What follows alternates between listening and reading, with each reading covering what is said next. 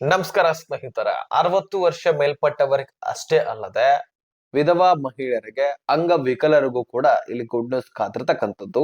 ಹೌದು, ಈಗಾಗಲೇ ಜೂನ್ ಮತ್ತು ಜುಲೈ ತಿಂಗಳ ಹಣ ನಿಮಗೆ ಸರಿಯಾಗಿ ಜಮಾ ಆಗ್ತಾ ಇಲ್ಲ. ಜೂನ್ ತಿಂಗಳದು ಕೂಡ ಯಾವ ಒಂದು ಫಲಾನುಭವಿಗಳಿಗೂ ಕೂಡ ಜಮಾ ಆಗಿಲ್ಲ. ಸೊ ಹೀಗಾಗಿ ಆ ಜೂನ್ ಮತ್ತು ಜುಲೈ ತಿಂಗಳಿಗಾಗಿ ಎಲ್ಲಾ ಒಂದು ಫಲಾನುಭವಿಗಳು ಕಾಯ್ತಾ ಇದ್ರಿ. ಆ 2 ತಿಂಗಳ ಜೊತೆಗೆ ಈ ಪಿಂಚಣಿ ಹೆಚ್ಚಳ ಆಗುವಂತಹ ಸಾಧ್ಯತೆ ಇದೆ. ಹೌದು, ರಾಜ್ಯ ಸರ್ಕಾರದಲ್ಲಿ ಪ್ರತಿಯೊಂದು ಯೋಜನೆಗಳಲ್ಲಿ ಪರಿಷ್ಕರಣೆ ನಡೀತಾ ಇದೆ. ಅದೇ ರೀತಿಯಾಗಿ ಈ ಪಿಂಚಣಿ ಯೋಜನೆಯಲ್ಲಿಯೂ ಕೂಡ ನಡೀತಾ ಇದೆ. ಅದಕ್ಕಾಗಿ ಮತ್ತೆ ನಿಮಗೆ ಡಿಲೇ ಆಗಿರ್ತಕ್ಕಂಥದ್ದು. ಸೊ ಪರಿಷ್ಕರಣೆ ಆಗದಂತಹ ಸಂದರ್ಭದಲ್ಲಿಯೂ ಕೂಡ ಗ್ಯಾರಂಟಿ ಯೋಜನೆಗಳು ಬಂದಾಗಲಿಂದನೂ ಕೂಡ ಇಲ್ಲಿ ಡಿಲೇ ಆಗ್ತಾ ಇದೆ. ಓಕೆ, ಮತ್ತೆ ಈಗಲೂ ಕೂಡ ಮತ್ತೆ ಡಿಲೇ ಆಗ್ತಾ ಇದೆ. ಸಾಕಷ್ಟು ಫಲಾನುಭವಿಗಳನ್ನ ತೆಗೆದಾಕುವಂತಹ ಕೆಲಸ ರಾಜ್ಯ ಸರ್ಕಾರ ಮಾಡ್ತಾ ಇದೆ. ಇಲ್ಲಿಯೂ ಕೂಡ ಫೇಕ್ ಡಾಕ್ಯುಮೆಂಟ್ಸ್ ಗಳಿಂದ ಅರ್ಜಿ ಸಲ್ಲಿಸಿದಂತವರು ಮತ್ತು ಮೃತಪಟ್ಟವರಂತರೂ ಲೆಕ್ಕನೇ ಇಲ್ಲ. ಯಾಕಂದ್ರೆ ಅದೆಷ್ಟೋ ದಿನಗಳು ಕಳೆದು ಹೋದ್ವು ಗೊತ್ತಿಲ್ಲ. ಈ ಒಂದು ಪಿಂಚಣಿ ಯೋಜನೆಗಳಲ್ಲಿ ವೆರಿಫಿಕೇಶನ್ ಆಗಿ ಸರ್ಕಾರಕ್ಕೆ ಯಾವಾಗ ದುಡ್ಡಿನ ಕೊರತೆ ಬಿತ್ತು, ಸರ್ಕಾರಕ್ಕೆ ಯಾವಾಗ ಈ ದುಡ್ಡಿನ ಹೊಡೆತ ಬೀಳ್ತಕ್ಕಂತಹ ಒಂದು ಅಂಜಿಕೆ ಹುಟ್ಟಿತೋ, ಮತ್ತೆ ಸರ್ಕಾರಕ್ಕೆ ಯಾವಾಗ ದುಡ್ಡಿನ ಹೊರೆ ಬೀಳ್ತಾ ಹೋಯ್ತು, ಮತ್ತೆ ಸಾಲ ಹೆಚ್ಚಾಗ್ತಾ ಹೋಯ್ತು, ಬೆಲೆಗಳ ಏರಿಕೆ ಆಯ್ತು, ಜೊತೆಗೆ ಎಲ್ಲ ಯೋಜನೆಗಳಲ್ಲಿ ಪರಿಷ್ಕರಣೆ ಸ್ಟಾರ್ಟ್ ಆಯ್ತು. ಯಾಕೆಂದ್ರೆ ಸರ್ಕಾರಕ್ಕೆ ದುಡ್ಡಿನ ಕೊರತೆ ಬಿದ್ದಾಗಲೇ ಇದರಲ್ಲಿ ವೆರಿಫಿಕೇಶನ್ ಮಾಡಬೇಕು, ಯಾರು ಅರ್ಹತೆ ಹೊಂದಿದ್ದಾರೆ ಅವ್ರಿಗೆ ಮಾತ್ರ ಜಮಾ ಆಗಬೇಕು ಅನ್ನುವಂಥದ್ದು ಈಗ ಸದ್ಯಕ್ಕೆ ತಿಳಿದು ಬಂದಿದೆ. ಈಗಾಗಲೇ ಪ್ರತಿಯೊಂದು ಯೋಜನೆಗಳಲ್ಲಿ ಪರಿಷ್ಕರಣೆ ಸ್ಟಾರ್ಟ್ ಆಗಿದೆ, ವೆರಿಫಿಕೇಶನ್ ಸ್ಟಾರ್ಟ್ ಆಗಿದೆ. ಅದೆಷ್ಟೋ ಸರಿಯಾಗಿ ಅರ್ಜಿ ಸಲ್ಲಿಸಿದ್ರು ಸಹಿತ ಹಾಗೋ ಹೀಗೋ ಅಂತ ಫೇಕ್ ಡಾಕ್ಯುಮೆಂಟ್ಸ್ ಗಳಿಂದ ಅರ್ಜಿ ಸಲ್ಲಿಸಿದಂತವರು ಕೂಡ ಲಕ್ಷಾಂತರ ಫಲಾನುಭವಿಗಳು, ಜೊತೆಗೆ ಮೃತಪಟ್ಟವರಿಗೆ ಈಗಲೂ ಕೂಡ ದುಡ್ಡು ಹೋಗ್ತಾ ಇದೆ.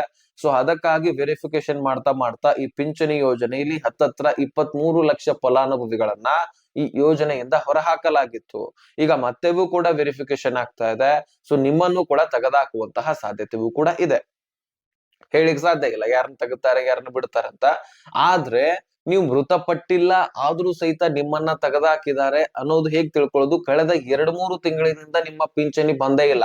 ಯಾಕಂದ್ರೆ 1 ತಿಂಗಳದ್ದು ಜಮಾ ಮಾಡಿದ್ರೆ ಕೆಲವೊಂದಿಷ್ಟು ದಿನ ಡಿಲೇ ಆಗಿ ಮತ್ತೆ ಜಮಾ ಆಗತ್ತೆ. ಮತ್ತೆ ಇಲ್ಲಿ ಯಾವುದೇ ಕಂತುಗಳನ್ನ ಯಾಮಾರಿಸಿಲ್ಲ ಸರ್ಕಾರ, ಇದಂತೂ ಕನ್ಫರ್ಮ್.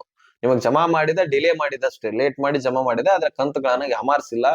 ಗೃಹಲಕ್ಷ್ಮಿಯಲ್ಲಿ 2 ಕಂತುಗಳನ್ನ ಯಾಮಾರಿಸಿತ್ತು, ಅದು ಬೇರೆ ವಿಷಯ. ಆದ್ರೆ ಪಿಂಚಣಿ ಯೋಜನೆಯಲ್ಲಿ ಆ ರೀತಿ ಮಾಡಿಲ್ಲ. ಆದ್ರೆ ಲಕ್ಷಾಂತರ ಫಲಾನುಭವಿಗಳನ್ನ ತೆಗೆದಾಕಿದ್ದಾರೆ ಮತ್ತು ದುಡ್ಡು ಜಮಾ ಮಾಡ್ಲಿಕ್ಕೆ ಒಂದ್ ಸ್ವಲ್ಪ ಡಿಲೇ ಆಗಿದೆ. ಆದ್ರೆ ಈಗ ಮತ್ತೆ ವೆರಿಫಿಕೇಶನ್ ಮಾಡ್ತಾ ಲಕ್ಷಾಂತರ ಫಲಾನುಭವಿಗಳನ್ನ ತೆಗೆದಾಕ್ತಾ ಇದ್ದಾರೆ. ಆ ತೆಗೆದಾಕ್ತಕ್ಕಂತಹ ಫಲಾನುಭವಿಗಳಲ್ಲಿ ಅನುಮಾನ ಕೂಡ ಇರಬಹುದು. ಯಾಕಂದ್ರೆ ಅನುಮಾನ ಬಂದ ಮೇಲೂ ಕೂಡ ತೆಗೆದಾಕಿದ್ದಾರೆ. ಅದಕ್ಕಾಗಿ ನಿಮ್ಮ ಲೈಫ್ ಸರ್ಟಿಫಿಕೇಟ್ ಕೊಡಬೇಕು, ನಿಮ್ಮ ಜೀವಿತ ಪ್ರಮಾಣ ಪತ್ರವನ್ನ ಸಬ್ಮಿಟ್ ಮಾಡಬೇಕು ಅಂತ ರಾಜ್ಯ ಸರ್ಕಾರ ಹೇಳಿತ್ತು. ಅದು ಹೇಗೆ ಎಲ್ಲಿ ಅಂತ ಕೇಳೋದಾದ್ರೆ, ಯಾವ ಬ್ಯಾಂಕ್ ಅಕೌಂಟ್ ಅನ್ನ ಲಿಂಕ್ ಮಾಡಿಸಿರ್ತೀರಿ ಈ ಪಿಂಚಣಿ ಯೋಜನೆಗೆ. ನಾನು ಯಾಕೆ ಇದೇ ವಿಷಯ ಪ್ರಾರಂಭದಲ್ಲಿ ಹೇಳ್ತಾ ಇದ್ದೀನಿ, ಪಿಂಚಣಿ ಹೆಚ್ಚಳ ಆಗೋದ್ರ ಬಗ್ಗೆ ಯಾಕೆ ಹೇಳ್ತಾ ಇಲ್ಲ ಅಂದ್ರೆ, ಮೊದಲು ನೀವು ಪಿಂಚಣಿಯನ್ನ ಪಡ್ಕೊಳ್ಬೇಕು, ಆಗ ಮಾತ್ರ ಹೆಚ್ಚಳ ಆದ್ರೆ ಜಮಾ ಆಗೋದಲ್ವಾ. ನೀವು ಅರ್ಹತೆನೆ ಹೊಂದಿಲ್ಲ ಅಥವಾ ಅರ್ಹತೆ ಹೊಂದ್ರೂ ಸಹಿತ ನಿಮಗೆ ದುಡ್ಡು ಬರ್ತಾ ಇಲ್ಲ ಅಂದ್ರೆ ಪಿಂಚಣಿ ಹೆಚ್ಚಳ ಆಗಿ ಉಪಯೋಗವಿಲ್ಲ. ನಿಮ್ಮ ಖಾತೆಗಳಿಗೆ ದುಡ್ಡೇ ಬರ್ತಾ ಇಲ್ಲ ಅಂದ್ರೆ ಪಿಂಚಣಿ ಅದು 2,000 ಅಲ್ಲ, ಅದು ಲಕ್ಷ ಆದ್ರೂ ಉಪಯೋಗವೇನು? ಅದಕ್ಕಾಗಿ ಮೊದಲು ಅರ್ಹತೆಯನ್ನ ಉಳಿಸ್ಕೊಳ್ಳಿ ಅಂತ ಈ ಟಾಪಿಕ್ ಅನ್ನ ಮೊದಲು ನಿಮಗೆ ತಿಳಿಸ್ತಾ ಇದ್ದೀನಿ. ಹೌದು, ಲಕ್ಷಾಂತರ ಫಲಾನುಭವಿಗಳನ್ನ ತೆಗೆದಾಕಿರುವುದು ನಿಜ ಕೂಡ. ಆದ್ರೆ ನೀವು ಅನುಮಾನ ಬಂದ್ರು ಸಹಿತ ನಿಮ್ಮನ್ನ ತೆಗೆದಾಕಿದ್ದಾರೆ, ನೀವು ಒಂದು ಕೆಲಸ ಮಾಡಿ ಅಂತಾನು ಕೂಡ ಸರ್ಕಾರ ತಿಳಿಸಿದೆ. ಅದಕ್ಕೊಂದು ಆಪ್ಷನ್ ಕೊಟ್ಟಿದೆ, ಸುಮ್ನೆ ತೆಗೆದಾಕಿಲ್ಲ. ನೀವು ಅರ್ಹತೆ ಹೊಂದಿದ್ರೆ ನೀವು ನಿಮ್ಮ ಬ್ಯಾಂಕ್ ಯಾವ್ದು ಇದೆ ನೋಡಿ, ಆ ಬ್ಯಾಂಕ್ ಅಕೌಂಟ್ಗೆ ಈ ಪಿಂಚಣಿ ಯೋಜನೆಯನ್ನ ಲಿಂಕ್ ಮಾಡ್ತಿರ್ತೀರಲ್ಲ, ಆ ಬ್ಯಾಂಕ್ಗೆ ಹೋಗಿ ನಿಮ್ಮ ಜೀವಿತ ಪ್ರಮಾಣ ಪತ್ರ, ಲೈಫ್ ಸರ್ಟಿಫಿಕೇಟ್ ಅಂತ ಕರಿತೀವಿ, ಆ ಸರ್ಟಿಫಿಕೇಟ್ ಅನ್ನ ಹೋಗಿ ಸಬ್ಮಿಟ್ ಮಾಡಿ ನಾವು ನಿಮಗೆ ಎಂದಿನಂತೆ ಮತ್ತೆ ದುಡ್ಡು ಜಮಾ ಮಾಡ್ತೀವಿ. ಅಲ್ಲಿರ್ತಕ್ಕಂತಹ ಅಧಿಕಾರಿಗಳಿಗೆ ಸಬ್ಮಿಟ್ ಮಾಡಿದ್ರೆ ಅವ್ರ ಮೇಲಧಿಕಾರಿಗಳಿಗೆ ಕಳಿಸ್ತಾರೆ.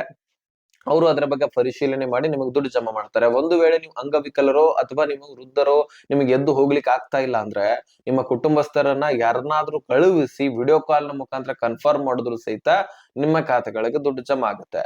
ಸೊ ಮತ್ತೆ ನಿಮ್ಮ ಬ್ಯಾಂಕ್ ಅಕೌಂಟ್ ಆಕ್ಟಿವ್ ಇರಬೇಕು. ಅಂದ್ರೆ ಬರೀ ಓಪನ್ ಮಾಡಿ ಬಿಟ್ರಲ್ಲ, ಅದರಲ್ಲಿ ಟ್ರಾನ್ಸಾಕ್ಷನ್ ಮೇಲಿಂದ ಮೇಲೆಗೆ ದುಡ್ಡು ಹಾಕೋದು ತೆಗಿಯೋದು ಅದನ್ನ ಮಾಡ್ತಾ ಇರ್ಬೇಕು. ಬರೀ ನೀವು ಬ್ಯಾಂಕ್ ಗಳಿಗೆ ಹೋಗಿ ಮಾಡ್ಬೇಕಂತೇನಿಲ್ಲ. PhonePe, Google pay, Paytm online transaction ಕೂಡ ಮಾಡಬಹುದು. ಒಟ್ಟಾರೆಯಾಗಿ ಅಕೌಂಟ್ ಆಕ್ಟಿವ್ ಇಟ್ಕೊಳ್ಬೇಕು, ಆಗ ಮಾತ್ರ ನಿಮ್ಮ ಖಾತೆಗಳಿಗೆ ದುಡ್ಡು ಜಮಾ ಆಗ್ಲಿಕ್ಕೆ ಸಾಧ್ಯ. ಇದು ಎಲ್ಲ ಯೋಜನೆಗೂ ಕೂಡ ಅನ್ವಯಿಸುತ್ತೆ. ಇನ್ನು ಸ್ನೇಹಿತರೆ, ಮೇನ್ ಟಾಪಿಕ್ ಗೆ ಬರೋಣ. ಸೊ ಮುಖ್ಯವಾಗಿ ಈ ಪರಿಶೀಲನೆ ನಡೀತಾ ಇದ್ದು ಮತ್ತು ಇದರಲ್ಲಿ ಹೊಸದಾಗಿ ಅರ್ಜಿ ಸಲ್ಲಿಸಲಿಕ್ಕೆ ಅವಕಾಶ ಮಾಡಿಕೊಟ್ಟಿಲ್ಲ. ಅಂದ್ರೆ ಬೇರೆ ಬೇರೆಯವರು ಅರ್ಜಿಯನ್ನ ಸಲ್ಲಿಸಬಹುದು, ಆದ್ರೆ ಅಪ್ಲಿಕೇಶನ್ ಹಾಕಿ ಅಂತ ಗೃಹಲಕ್ಷ್ಮಿ ತರ ಹೇಳಿಲ್ಲ. ಯಾಕಂದ್ರೆ ಇಲ್ಲಿ ಗೃಹಲಕ್ಷ್ಮಿ ಯೋಜನೆ ಸಂಖ್ಯೆಕ್ಕಿಂತನೂ ಕೂಡ ಈ ಸಂಖ್ಯೆ ಹೆಚ್ಚು.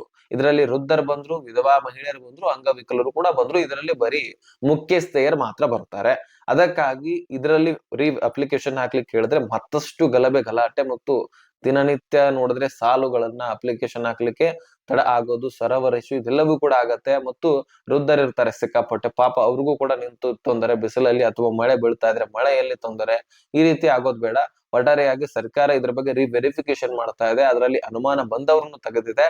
ಒಟ್ಟಾರೆಯಾಗಿ ಅನುಮಾನ ಬಂದು ನೀವು ಎಲಿಜಿಬಲ್ ಇದ್ರು ಸರ್ಕಾರ ತೆಗೆದಾಕಿದೆ ಅಂದ್ರೆ ನಿಮ್ ಲೈಫ್ ಸರ್ಟಿಫಿಕೇಟ್ ಸಬ್ಮಿಟ್ ಮಾಡಿ. ಅಷ್ಟು ಮಾತ್ರ ಮಾಡಿದ್ರೆ ನಿಮ್ಗೆ ದುಡ್ಡು ಜಮಾ ಆಗತ್ತೆ. ಇನ್ನು ಮೇನ್ ಟಾಪಿಕ್ ಏನಪ್ಪಾ ಅಂದ್ರೆ ಈ ಪಿಂಚಣಿ ಹೆಚ್ಚಳ. ಈ ಪಿಂಚಣಿ ಹೆಚ್ಚಳ ಆಗುತ್ತೋ ಇಲ್ವೋ, ಯಾಕಂದ್ರೆ ಇದ್ರ ಬಗ್ಗೆ ಸಿಎಂ ಸಿದ್ದರಾಮಯ್ಯನವರು ಕೂಡ ಬಹಳಷ್ಟು ಸಾರಿ ಚರ್ಚೆ ಮಾಡಿದ್ದಾರೆ. ಸಿದ್ದರಾಮಯ್ಯನವರು ಸಿಎಂ ಆದಂತಹ ಸಂದರ್ಭದಲ್ಲಿ ಬೆಂಗಳೂರಿನಲ್ಲಿ ಅಧಿವೇಶನ ನಡೀತಾ ಇರತ್ತೆ, ಒಂದ್ ಸ್ವಲ್ಪ ಸಭೆಗಳಲ್ಲಿ ನಡೀತಾ ಇರತ್ತೆ. ಅಂದ್ರೆ ಈ ಒಂದು ವಯಸ್ಕರರ ಸಭೆ ಇರತ್ತದು. ಆ ಸಭೆಯಲ್ಲಿ ಹೇಳ್ತಾರೆ, ನಾನು ವೃದ್ಧಾಪ್ಯ ವೇತನವನ್ನ ಅತಿ ಶೀಘ್ರದಲ್ಲಿ ಹೆಚ್ಚಳ ಮಾಡಲಿದ್ದೇನೆ. ಕಳೆದ 2 ವರ್ಷದಿಂದ ಪಿಂಚಣಿ ಹೆಚ್ಚಳ ಮಾಡ್ಲಿಕ್ಕೆ ಆಗಿರ್ಲಿಲ್ಲ, ಕಾರಣಾಂತರಗಳಿಂದ ಅಥವಾ ಇನ್ನಿತರ ಕಾರಣಗಳಿಂದ ಅಂತ ಒಂದು ರೀಸನ್ ಹೇಳ್ತಾರೆ ಒಟ್ಟಾರೆಯಾಗಿ. ಆದ್ರೆ ಪಿಂಚಣಿ ಹೆಚ್ಚಳ ಮಾಡ್ಲಿಕ್ಕಾಗಿಲ್ಲ ಅಂತ ನೇರವಾಗಿ ಹೇಳಿರ್ತಾರೆ. ಆದ್ರೆ ಆ ಪಿಂಚಣಿ ಅತಿ ಶೀಘ್ರದಲ್ಲಿ ನಾವು ಹೆಚ್ಚಳ ಮಾಡ್ತೀನಿ ಅಂತಾನು ಕೂಡ ಸ್ಪಷ್ಟನೆ ಒಂದನ್ನ ಕೊಟ್ಟಿದ್ರು. ಆದ್ರೆ ಅವರು ಸಿಎಂ ಆಗಿ ಅವರು ಆ ಪದವಿಯಿಂದ ಇಳಿದ್ರು, ಆದ್ರೂ ಸಹಿತ ಆ ಪಿಂಚಣಿ ಹೆಚ್ಚಳ ಆಗಿರ್ಲಿಲ್ಲ. ಮತ್ತು ಡಿ ಕೆ ಶಿವಕುಮಾರ್ ಅವರು ಪ್ರತಿಯೊಂದು ಯೋಜನೆಗಳಲ್ಲಿ ಪರಿಷ್ಕರಣೆ ಜೊತೆಗೆ ಪ್ರತಿಯೊಂದು ಯೋಜನೆಗಳಲ್ಲಿ ಸರಿಯಾದ ಒಂದು ವ್ಯಕ್ತಿಗಳಿಗೆ ದುಡ್ಡು ಹೋಗ್ಬೇಕು ಮತ್ತು ಶಕ್ತಿ ಯೋಜನೆಯಲ್ಲಿ ಪುರುಷ ವಿದ್ಯಾರ್ಥಿಗಳಿಗೂ ಕೂಡ ಹೆಲ್ಪ್ ಆಗ್ಬೇಕಂತ ಫ್ರೀ ಆಗಿ ಬಸ್ ಪಾಸ್ ಕೊಟ್ರು. ಹೀಗೆ ಏನಾದ್ರೂ ಹಿರಿಯ ನಾಗರಿಕರಿಗೂ ಕೂಡ ಪಿಂಚಣಿ ಹೆಚ್ಚಳ ಮಾಡ್ತಾರ ಅಂತ ಒಂದು ಅನಿಸಿಕೆ ಇಲ್ಲಿ ವ್ಯಕ್ತಪಡಿಸ್ತಾ ಇದ್ದಾರೆ ಹಿರಿಯ ನಾಗರಿಕರು. ಬಹಳಷ್ಟು ಜನ ಕಮೆಂಟ್ ಮಾಡ್ತಾ ಇದ್ರಿ ಪಿಂಚಣಿ ಹೆಚ್ಚಳ ಆಗತ್ತಾ ಅಥವಾ ಇಲ್ವಾ ಅಂತ. ಹೌದು, ಡಿ ಕೆ ಶಿವಕುಮಾರ್ ಅವರು ಇದರ ಬಗ್ಗೆನೂ ಕೂಡ ಚರ್ಚೆ ಮಾಡಲಿದ್ದಾರಂತೆ.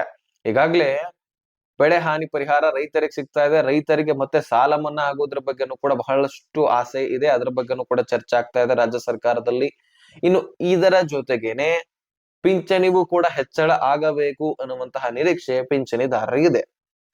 ಅದರ ಬಗ್ಗೆನೂ ಕೂಡ ಒಂದ್ ಸ್ವಲ್ಪ ಸಚಿವ ಸಂಪುಟ ಸಭೆಯಲ್ಲಿ ಚರ್ಚೆ ಆಗ್ಬೇಕಾಗಿದ್ರೆ ಇನ್ನೂ ಕೂಡ ಡಿಸಿಷನ್ ಡಿ ಕೆ ಶಿವಕುಮಾರ್ ಅವರು ಕನ್ಫರ್ಮ್ ಮಾಹಿತಿಯನ್ನ ಕೊಟ್ಟಿಲ್ಲ. ಅಂದ್ರೆ ನಾವು ಪಿಂಚಣಿ ಹೆಚ್ಚಳ ಮಾಡ್ತಾ ಇದೀವಿ ಅಂತ ಕನ್ಫರ್ಮ್ ಮಾಹಿತಿ ಕೊಟ್ಟಿಲ್ಲ.